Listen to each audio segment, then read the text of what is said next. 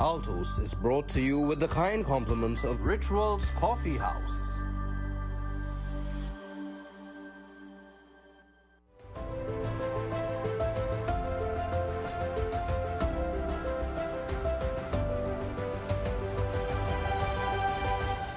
Welcome to Altos, a weekly news and current affairs program produced by the Catholic News and broadcast here on Trinity TV and TTT. I'm your host, Neil Parsonlal. Here's a look at this week's top stories. Thousands of Roman Catholic faithful flood the Queen's Park Oval for an historic Eucharistic Congress. His Grace calls for deeper discipleship and national transformation. Tobago honors O'Shea Cummings, who captured gold and bronze at the recently concluded Carifta Games. Jamaican Prime Minister Andrew Holness praises the Roman Catholic Church for its support and service to those in need. And Pope Leo XIV thanks the world's media for their service to truth and communicating peace in difficult times. Now for our top story. The Archdiocese of Port of Spain marked an historic milestone last weekend, 175 years of ministry. The milestone was celebrated with a grand Eucharistic Congress at the Queen's Park Oval, the culmination of 9 days of Eucharistic adoration at sacred sites throughout the country. Thousands of faithful from parishes across the country attended the event held on Saturday, May 10th. But beyond the grandeur of the moment, Archbishop Charles Jason Gordon called for deeper discipleship and national transformation. Here's more in this report from Kaylan Jordan. Archbishop Charles Jason Gordon did not mince words during his homily at the Congress closing Mass. The sheep that belongs to me listens to my voice. I know them, and they follow me. It was a message rooted in belonging and a clear invitation to the faithful to listen, to know and to follow, not just for today, but for the next chapter of the Archdiocese mission. 175 years, and we're still going strong. But what we celebrate is not just that time has passed. What we celebrate is that we are the sheep that belong to the Good Shepherd. His Grace reflected on what it truly means to be a disciple in today's world. He urged Catholics to go deeper, beyond ritual, into relationship. To listen to his voice means that we have to spend time with him. It's not just saying the things that we are accustomed to say and praying the prayers that we are accustomed to pray. We must leave some time for him to speak to us. The Eucharistic Congress, part of a 9-day celebration, was described as a glimpse into the Church's future, a future that Archbishop Gordon said must be rooted in mature discipleship. If every Catholic live the will of God as God speaks to them in their soul and their heart every single day, crime could not be what it is in our nation right now. Unemployment couldn't be what it is. If we all do the will of God, our nation will become a most beautiful place to be. I am Kaylan Jordan reporting for Catholic News Altos. And thousands of Catholics came together to witness to their faith in an emotional and spiritually moving encounter with Jesus in the Eucharist. It was the crescendo of a Eucharistic journey of prayer, adoration, and communion, which began on May 1st at the Cathedral of the Immaculate Conception and ended on Saturday, May 10th at the Queen's Park Oval. Laura Pickford-Gordon was there and gives an overview of the day's activities.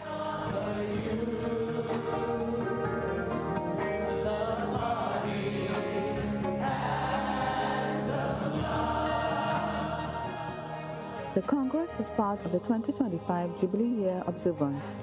A pilgrim's monstrance and a statue of Our Lady of Fatima moved non-stop across the Archdiocese to the sacred sites including Tobago. The statue was brought out and there was jubilation. Representatives of vicariates processed waving flags in the colors for the 6 areas. A high point of the day was the exposition of the Blessed Sacrament in a specially created monstrance, 70 inches tall. It was taken around the oval, stopping at the different stands. The Divine Mercy Chaplet was recited, and the faithful showed reverence, kneeling and bowing. Before the lunch break, Archbishop Charles Jason Gordon led an agape moment, offering a prayer on behalf of attendees who were invited to a symbolic breaking and sharing bread with each other. He prayed for the faithful as they shared bread, that they came to new places in their life with God, and as they have received Him and the graces from the Eucharist, they also shared graces with others. You see, I got my piece of bread shared. You better have your piece of bread and share with others. God bless you. In opening remarks, Archbishop Gordon said the Congress was a day of grace and mercy and urged the people to open their hearts wide to receive the blessings and love of God. How you come is how you will be filled. Many times we say, if I see it, I will believe it. Today, I want you to say, I believe it, and then you will see it. Say, I believe it. I believe it.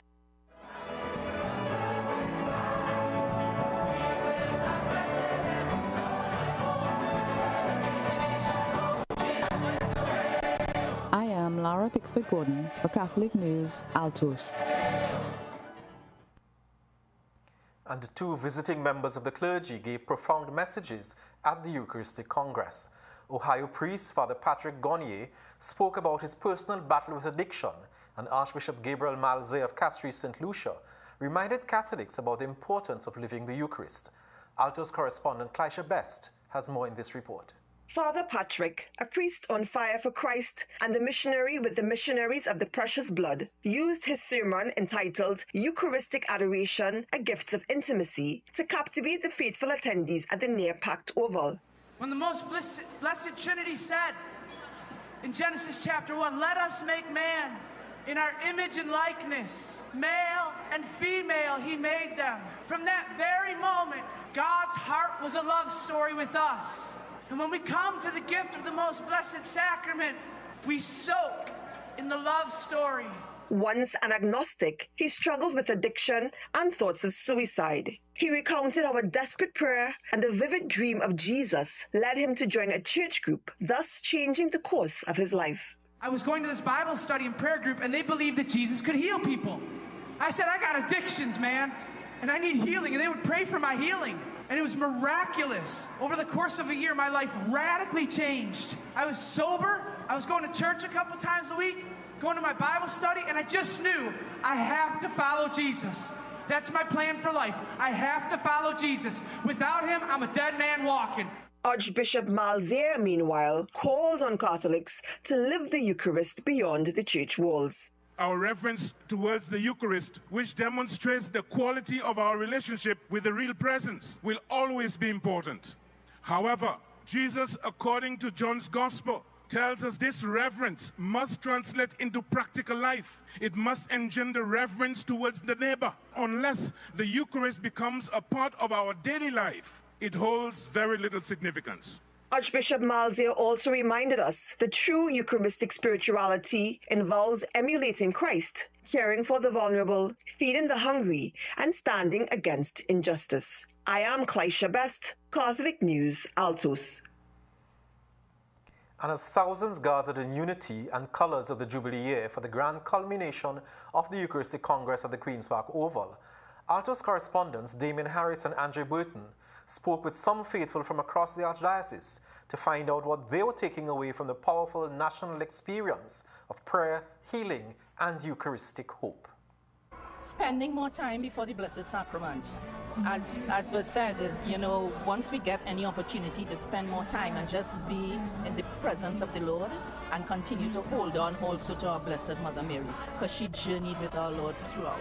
The work that I know our community will continue to do is to build in the lives of people this determination to go forward in the grace of the Eucharist, in the power of the Eucharist, and in the power of the Lord, trusting and knowing that no matter what faces us ahead, Christ the light is with us. Even our young people to get involved in this new ministry that we have been called to as an archdiocese. I think this is very important, it's very timely, and it is very, very significant in the life of our church here in Trinidad and Tobago, and indeed in the archdiocese. I would like to draw myself closer to some youths now bring them to church and just ask them to open up and receive. As for me personally, I must make sure I put it into action. I must make sure that whatever that I've heard, I make sure I abide by it, and I do and put it into practice. To bring more people to the Catholic faith from outside that don't understand, don't know much about the Catholic faith, and within me it's to introduce them to knowing the entire faith and understanding it and to love it the way I do. I do ministry, so both my wife and daughter and my brothers and sisters across there worshiping, and I said, we'll continue praising God and developing new young musicians that we have done for the last 40 years. And at the Eucharistic Congress, all eyes were on the 70-inch tall monstrance containing a 15-inch host. Laura Pickford-Gordon tells us more about this monstrance, which was specially made for its pilgrim's journey to the sacred sites and the Oval. The monstrance was made at Rosary Monastery. Father Jesse Mingo, who spearheaded the Congress and is charged with promoting Eucharistic adoration in the Archdiocese, told Altos the monstrance and the stand transporting it were made 3 weeks prior with the help of a Catholic businessman who worked with Father Jesse to create the design and make it.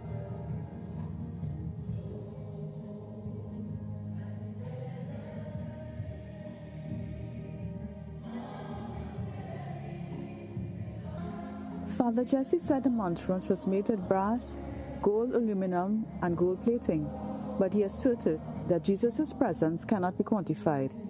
The idea was to ensure that people focus their attention on Christ. We wanted a big setting so people understand the greatness of the Lord, the majesty of the Lord. The bigger the host doesn't mean Jesus is more present in our Catholic faith. Small host, a little fragment of the host, Jesus fully, entirely present. But it helps us enter into the mystery of his greatness by his size, the majesty of him.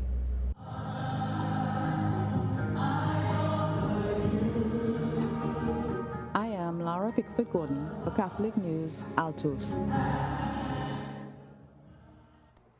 It's been just a few days after Saturday's Eucharistic Congress at the Oval. Members of the planning committee have taken some days to recover, but the main coordinator, Father Jesse Mengo, is still at it.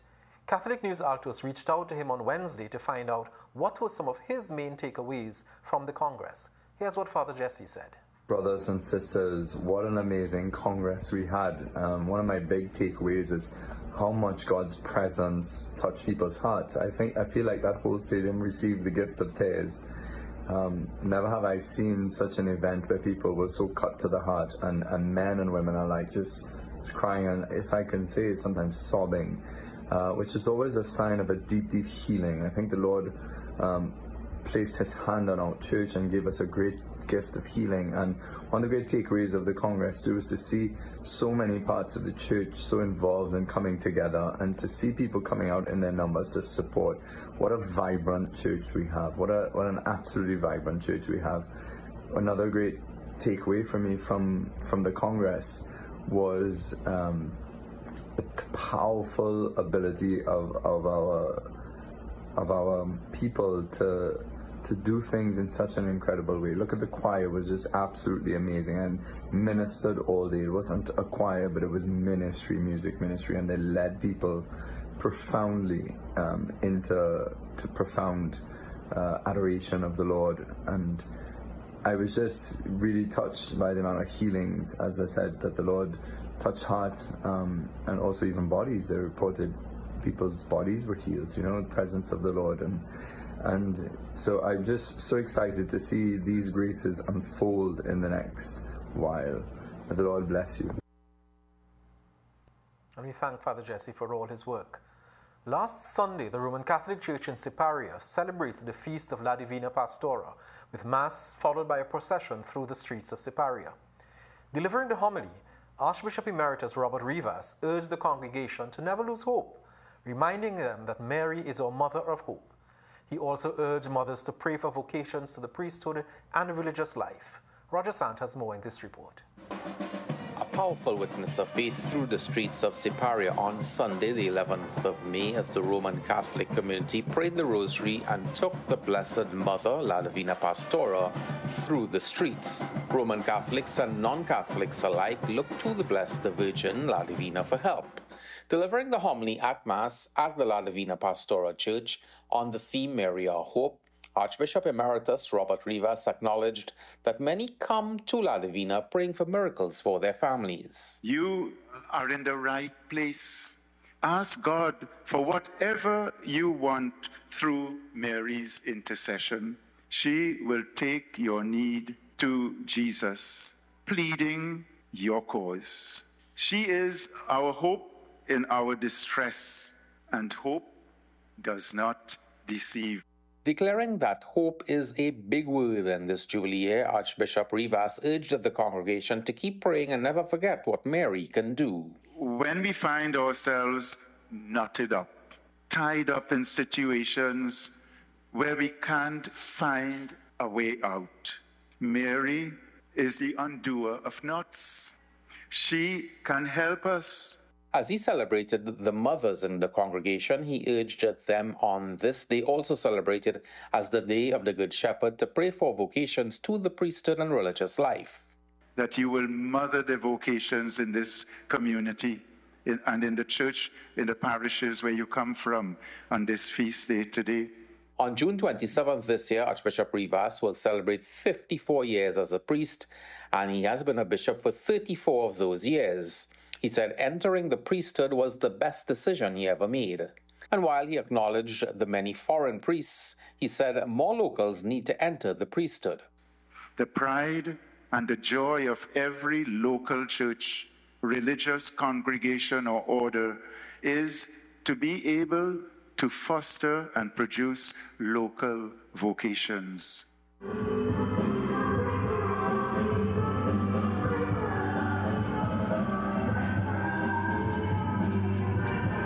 I'm Roger Sant reporting for Catholic News Altos.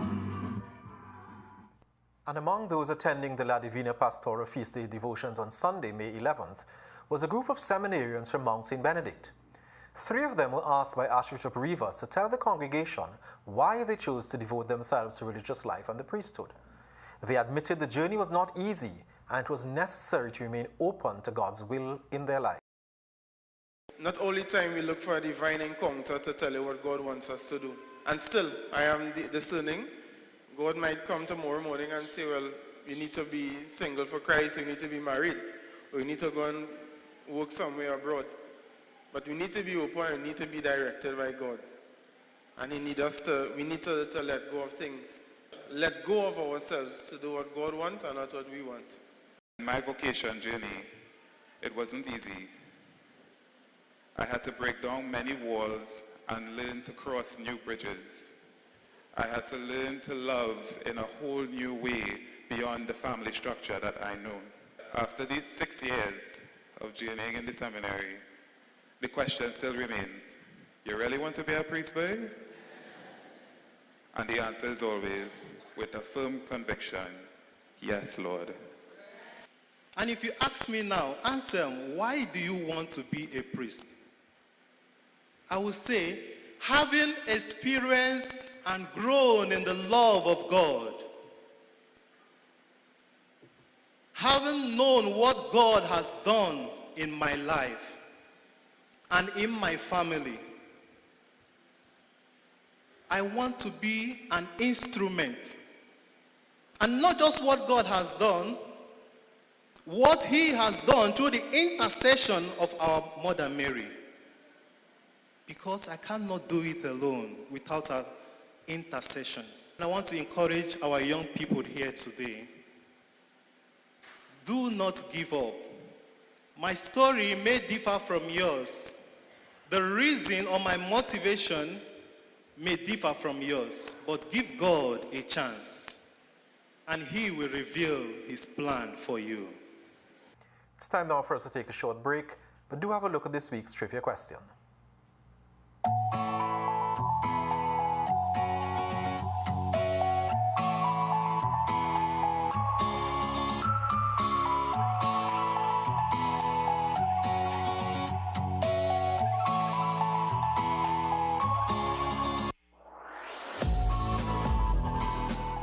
In this week's issue of the Catholic News, well-known psychologist and educator Dr. Margaret Nakachatur addresses mothers and their mental health.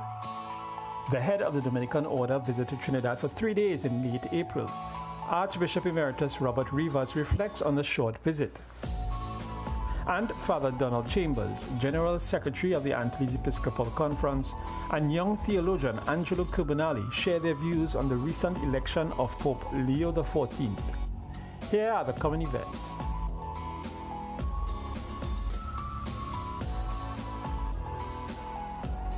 I am Raymond Sims, editor of the Catholic News.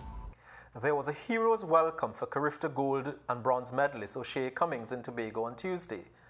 The event was attended by Roman Catholic parish priest at St. Joseph's RC in Scarborough, Father Peter St. Hilaire, and many of Cummings' relatives. Tobagonians lined the streets to celebrate O'Shea's success, and as she addressed a congratulatory celebration at the Mason Hall Secondary School, she told her peers, quote, "Champions don't show up to get everything they want. They show up to give everything they have," end quote. As she encouraged her friends never to give up on their dreams but stay the course, no matter how tough it gets. Let's take a look and a listen at the moments of the celebration. And we are here to celebrate not just an athletic victory, no, but the roar of a lioness who reminded the Caribbean that Tobago runs with strength, with strategy, and with spirit. Miss O'Shea Cummings.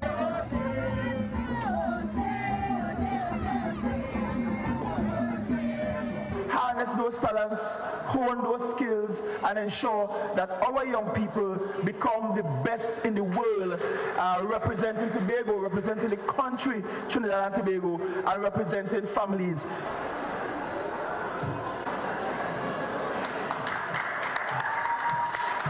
My name is Miss O'Shea Cummings, your future Olympian, to God be the glory. I stayed persistent, determined, and committed. To my friends, success comes from commitment, not comfort. Your hardest times often leads to the greatest moments of your life. Keep going. Tough situations build strong people in the end. And one more thing I would like to leave is, even when the times get rough and the goings get hard, stay focused. I thank you.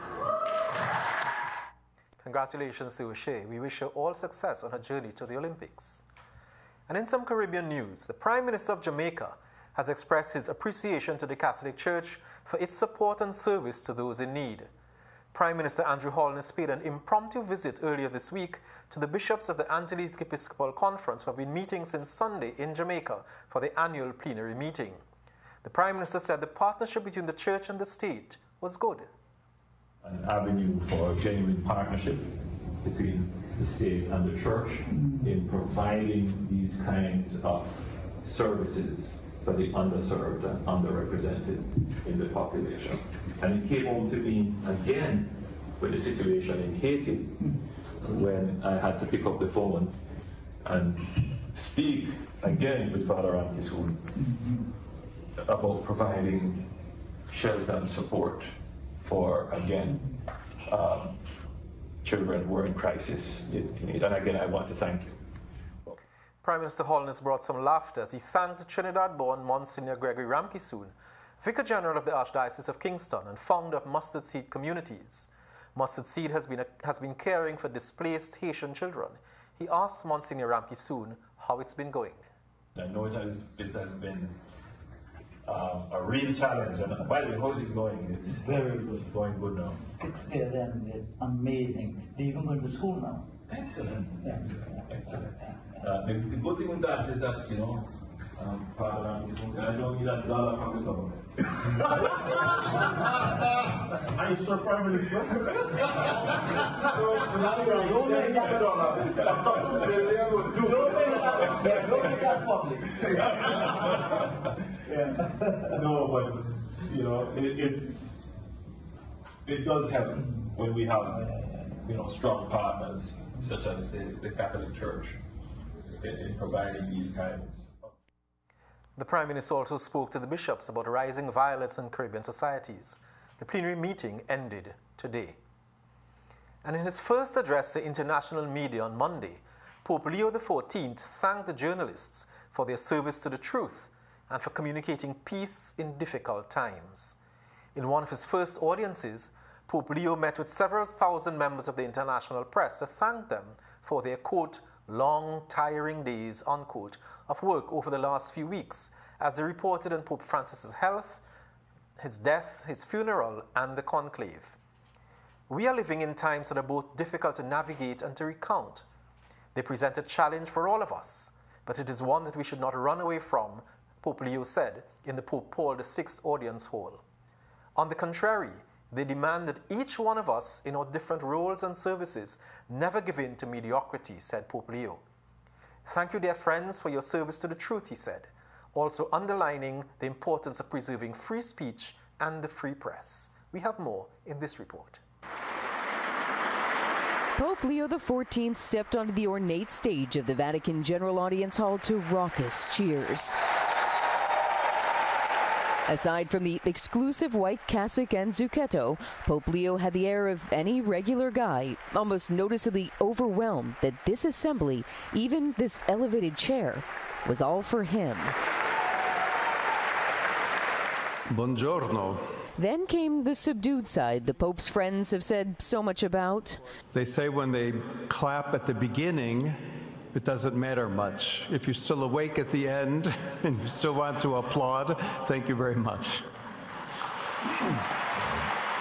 The leader of the Roman Catholic Church slipped seamlessly into Italian, La sofferenza di questi giornalisti imprigionati, likening his new role to that of global journalists before him. Nel discorso della montagna, Gesù ha proclamato. The Church, Pope Leo said, must face the challenges posed by the times. In the same way, communication and journalism do not exist outside of time and history. Et Spiritus Sanctus.